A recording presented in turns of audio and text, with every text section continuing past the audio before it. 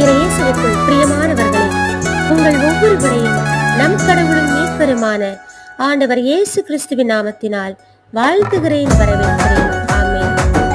இன்றைய நாளுக்கான இறைவார்த்தை உணவு ஏசாயா 54:8. ஆனந்தம் பொங்குதே, பொங்கி எழும் சீற்றத்தால் இமைப்பொழுதே என் முகத்தை உனக்கு மறைத்தேன்.